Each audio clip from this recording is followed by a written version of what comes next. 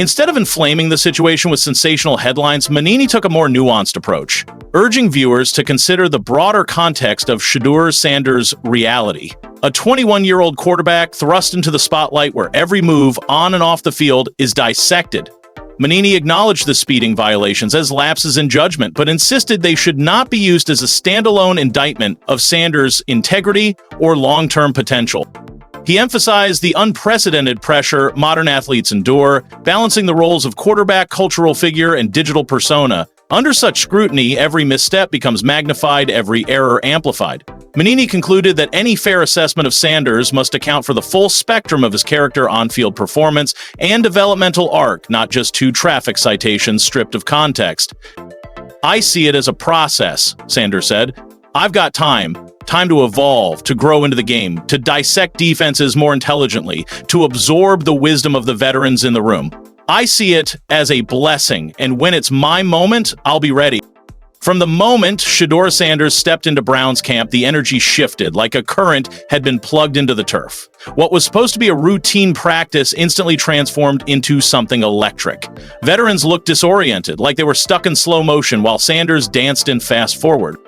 Forget waiting his turn, Sanders didn't just clock in, he took the steering wheel. One snap, one spiral, and it was clear.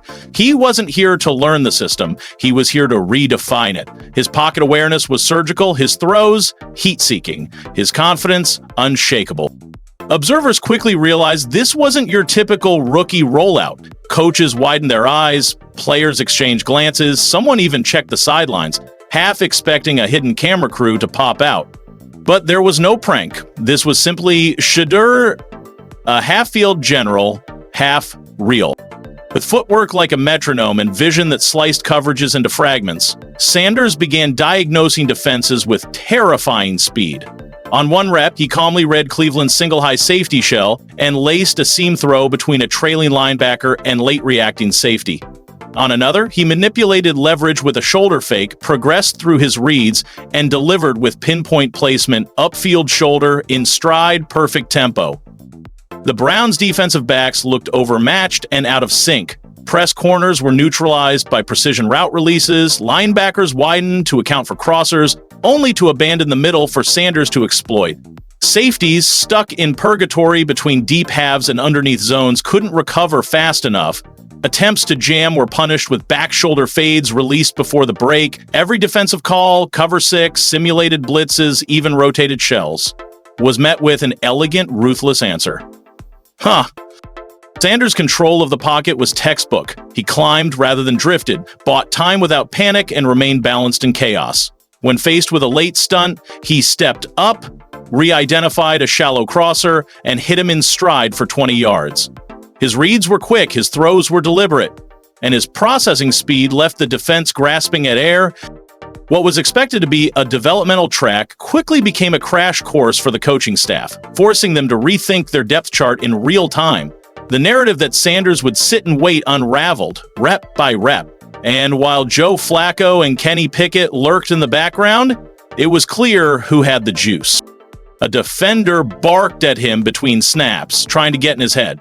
Sanders didn't flinch. He answered with a 30-yard laser on the very next play, splitting a high safety and a trailing corner like they were standing still. 5-step drop, base set, boom, outside shoulder, explosion. By mid-session, even the Browns' most exotic coverages, quarter, half, Tampa 2, rotating disguises, couldn't faze him. Sanders adjusted routes on the fly, back shoulders against press, quick posts against widened safeties, delayed releases to backs when linebackers overcommitted. He froze defenders with cadence, redirected protections pre-snap, and fired with anticipation so sharp, some receivers were still finishing their breaks when the ball landed in their hands. And when the defense finally managed to blanket every route, Sanders reminded everyone he's not just a thrower. On 3rd and 6, twice, he tucked and scrambled. Calculated, decisive, chains moved, statement made. By the end of practice, the Browns' defensive call sheet looked like a relic. Sanders had reduced a playbook to guesswork. He rendered blitzes irrelevant, exposed coverage holes with surgical timing, and manipulated spacing so masterfully the unit was forced into static base formations just to survive.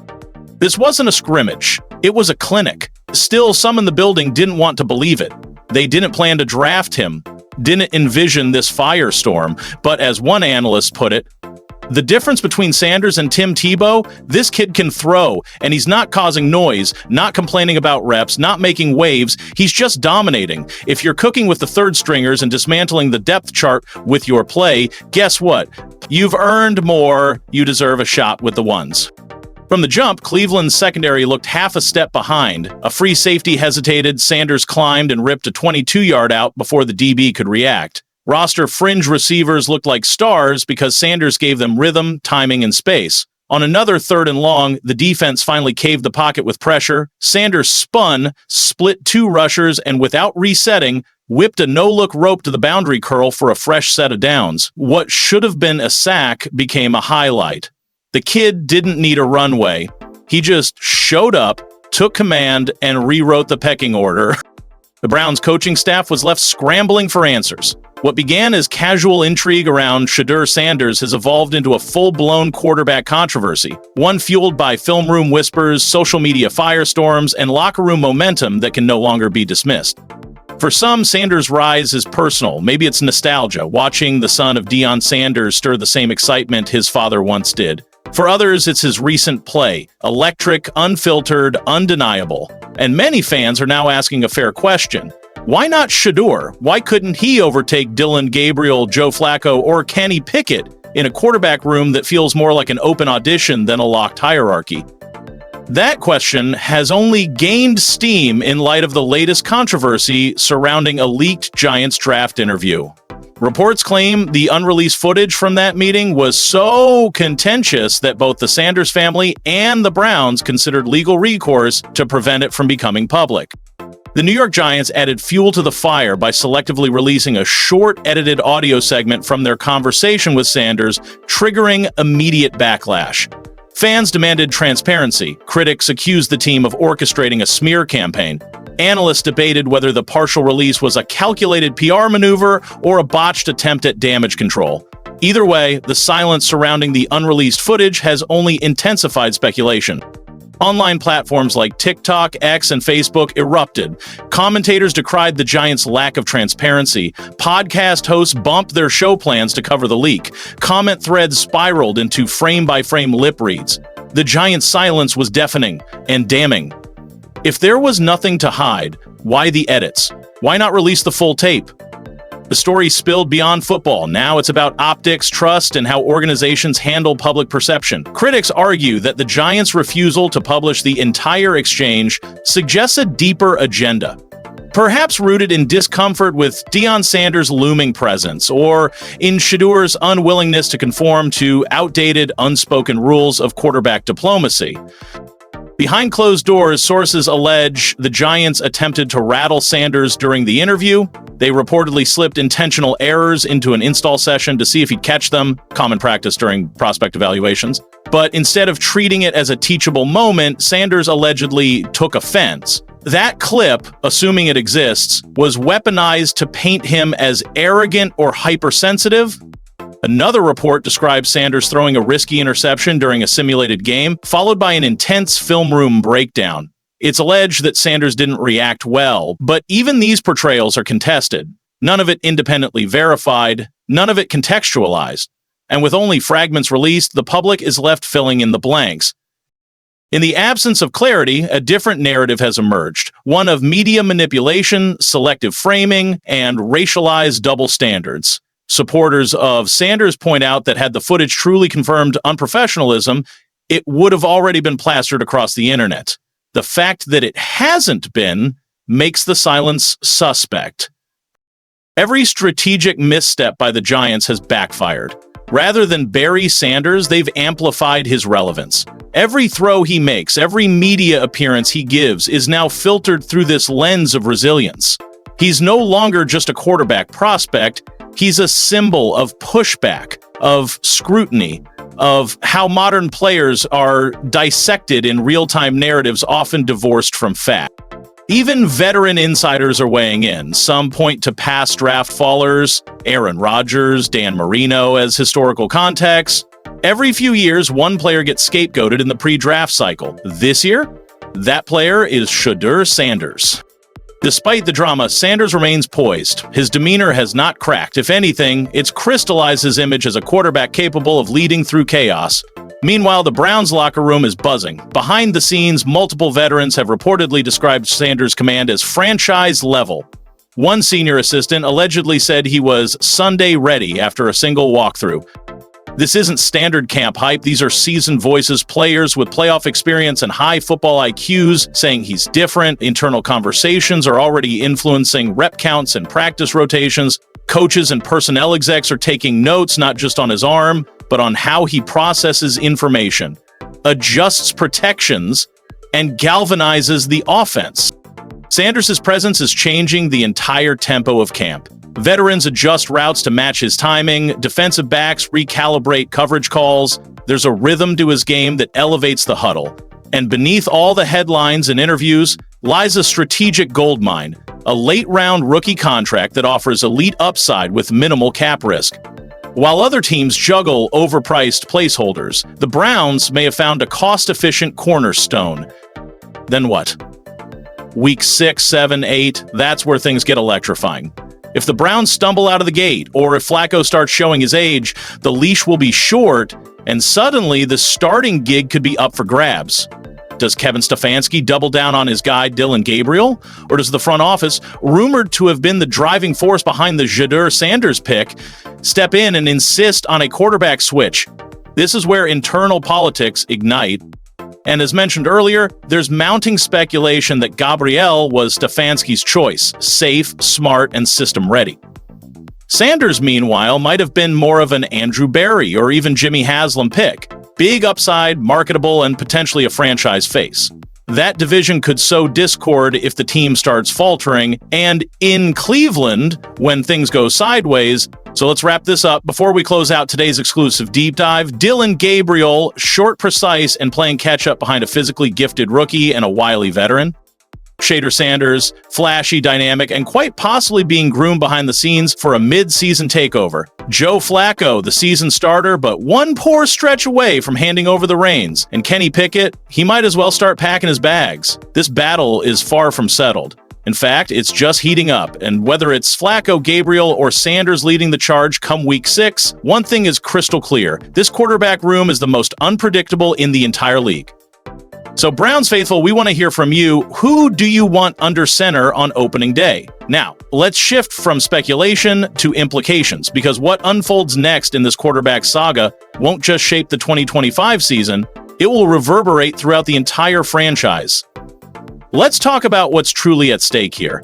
If Kevin Stefanski goes all in on Dillon Gabriel and things unravel, it won't just be a failed experiment, it could cost him his job. Remember, this isn't 2020 anymore. There's no grace period, no wait-and-see approach. Yes, he's led this team to the playoffs, but he's also staring down the most politically charged, high-pressure quarterback controversy of his career.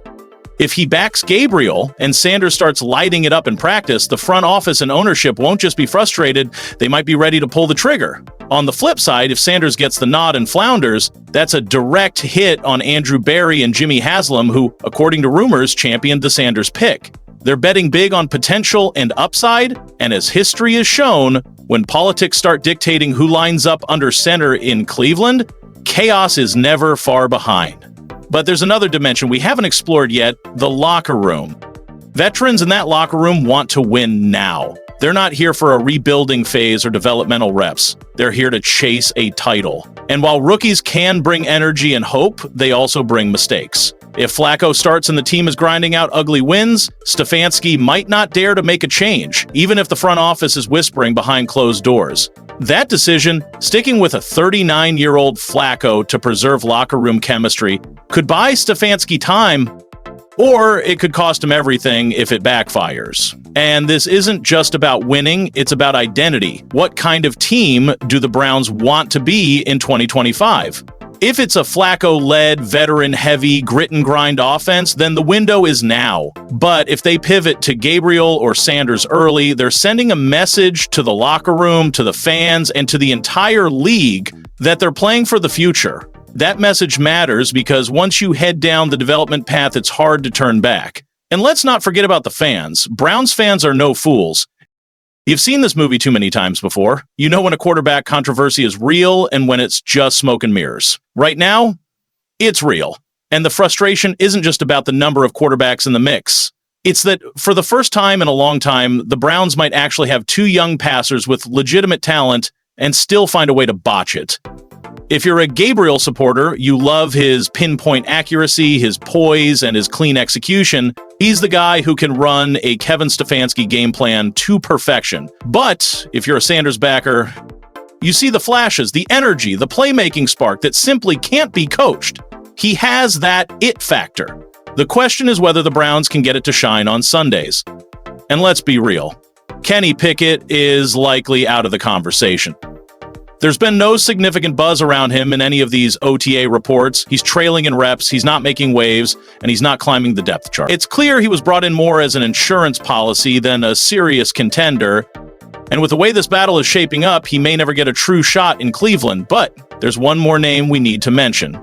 The guy who'll be taking handoffs from whichever quarterback wins this job, Quinshon Judkins. Let's circle back to this rising rookie for a moment. ESPN projected 922 rushing yards for Judkins, and while that might sound modest to some, it would actually place him in elite company. Only 13 run. Attention, passionate Cleveland Browns fans. Brace yourselves because something monumental is stirring in the AFC North, and it could redefine the entire playing field. We're talking about a direct impact on the Browns' journey toward another Super Bowl run, a seismic shift that could leave a divisional rival reeling for years.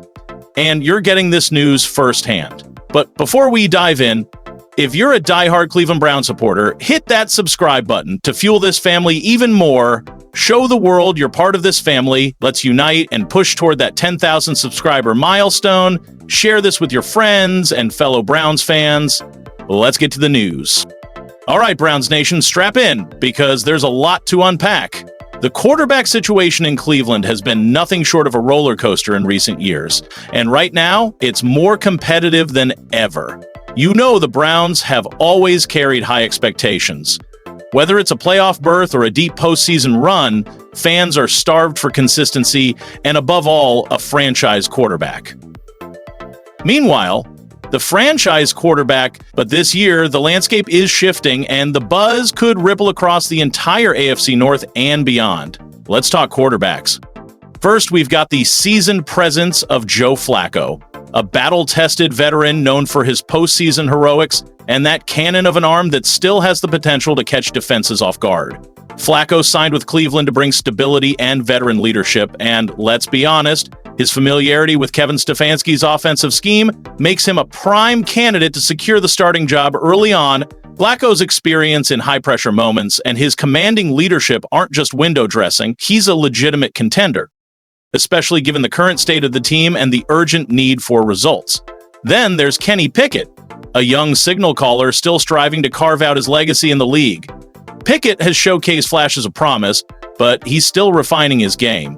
The Browns see him as a potential starter down the line, but for now, he's more of a wild card, a guy who could either step up and seize the opportunity or need additional time to mature. And of course, we can't overlook the rookies, Dillon Gabriel and the headline maker, Shedeur Sanders. Sanders is the name captivating the entire NFL landscape, and for good reason. Despite being a fifth-round selection, his pedigree and raw potential set him apart from the rest of the rookie class. His surname alone, Sanders, carries considerable weight given his father's legendary NFL career. But Shedeur has earned his hype not just because of his name, but because of his stellar college tape. He's a dynamic quarterback with a rocket arm, impressive mobility, and a football IQ that belies his age. The question remains, can he bridge the gap from college standout to NFL starter, especially so soon? Here's where things get interesting. According to Zach Jackson from The Athletic, a respected Browns insider with deep team connections, the odds of Sanders or Gabriel starting immediately are slim. Jackson points out that it's virtually unheard of for a fifth-round rookie quarterback to seize the starting role right out of the gate, particularly in Cleveland. Why? The NFL's reality is that teams prefer to ease rookies in gradually, especially quarterbacks. The leap from college to the pros is immense. Game speed, defensive complexities, and the mental grind are on another level entirely. Jackson's insights suggest that the real battle for the starting quarterback spot will be between Flacco and Pickett, both under contract through 2025. This means Stefanski and his staff are likely leaning on experience to steady the ship after last season's disastrous 3-14 record, a campaign that ranks among the worst in franchise history and piled on the pressure to find stability fast. The Browns, armed with a rich history and one of the most loyal fan bases in the league, are at a critical crossroads. They've flirted with greatness countless times, but haven't found the consistency to sustain it. The quarterback position has been a revolving door for years. Different faces, different styles, all searching for that perfect fit. Now, with Deshaun Watson returning from injury, the team is hoping for a resurgence. Yet Watson's health and performance remain question marks, adding another layer of intrigue and tension. That's why the Browns brass is wary of rushing young talents like Sanders and Gabriel into starting roles. They want to develop them properly, evaluate their practice performance, and determine if they're truly ready for the NFL's relentless pressure, where even the most talented college players can falter. But don't be surprised if early season struggles prompt a shakeup, giving these rookies a chance to prove themselves on the big stage. It's also important to remember that the offensive line, receiving core, and running game will all play pivotal roles in determining which quarterback gets the nod. The Browns have invested heavily in crafting a balanced attack, and with weapons like Nick Chubb and Amari Cooper, they have the arsenal to support any quarterback. The real question is, which quarterback can best capitalize on those assets? Looking at the big picture, this quarterback battle isn't just about who lines up for the first snap in Week 1. It's about the franchise's long-term stability and its identity moving forward. For decades, Browns fans have yearned for that elusive franchise quarterback, and every new season reignites that hope. The arrival of Shedeur Sanders, with his tantalizing potential and magnetic presence, has only heightened expectations. Attention, passionate Cleveland Browns fans, buckle up because something monumental is brewing in the AFC North, and it has the potential to transform the entire dynamic. We're talking about a direct impact on the Browns' journey to a long-awaited Super Bowl run, a seismic shift that could leave a division rival floundering for years. You're getting the inside scoop right here. But before we dive in, if you're a true Cleveland Browns devotee, hit that subscribe button to fuel this passion even further. Show the world that you're part of this family. Let's rally together and drive this community to 10,000 subscribers. Share this with your friends and fellow Browns diehards. Let's get into the details.